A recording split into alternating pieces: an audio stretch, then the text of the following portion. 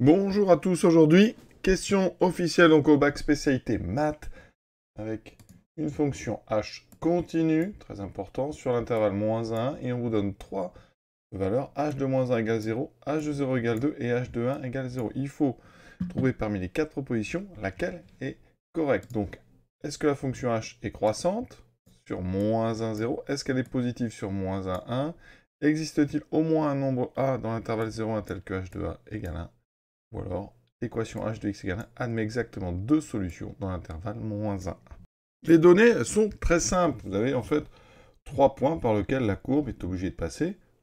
Et donc, entre chacun de ces points, la seule information qu'on ait, c'est la continuité. La continuité d'une fonction, ça va se traduire par le fait que pour, ici, eh bien, tracer la courbe, il faut absolument partir d'un point et relier les deux autres sans lever le crayon. D'accord? Alors, il peut se passer des tonnes de choses entre deux points. Vous pouvez avoir comme ça des oscillations.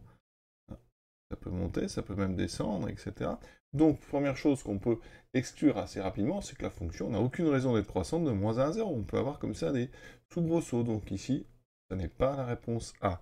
Est-ce que la fonction est positive sur -1? Ben non, vous voyez l'exemple que je donne ici, on peut très bien avoir une partie qui passe sous l'axe, qui remonte après, donc la fonction n'est pas forcément positive sur -1. Maintenant, la question D admet exactement deux solutions h de x. Alors sur mon dessin, oui, mais j'aurais pu faire une autre courbe. Là, c'est vraiment un des exemples, mais regardez, j'aurais pu finalement faire des soubresauts à cet endroit-là, et dans ce cas-là, oui, on aurait pu avoir autant de solutions qu'on veut à cette équation. Ici, vous voyez, j'en ai 1, 2, 3, 4, 5, 6, 7, 8, 9, 10, j'en ai 10. On peut imaginer des cas bien pires, enfin, avec beaucoup plus de solutions, on pourrait imaginer une partie comme ça, horizontale, après on va monter là-haut. Ici, on peut imaginer une deuxième partie, et vous avez une infinité de solutions, donc on ne peut pas donner le nombre de solutions à x égale. On sait qu'au minimum, par contre, on pourrait dire, au minimum, il y en a deux. Vous êtes obligé de passer au moins une fois au minimum pour aller rejoindre le 2, et quand on est en haut, on est obligé de passer une deuxième fois au minimum, donc ça n'est pas la D. Il y a au bac une réponse exacte, donc c'est forcément la C, on va quand même aller regarder. Il existe au moins un nombre réel A tel que h de égale 1, oui, on vient de le dire.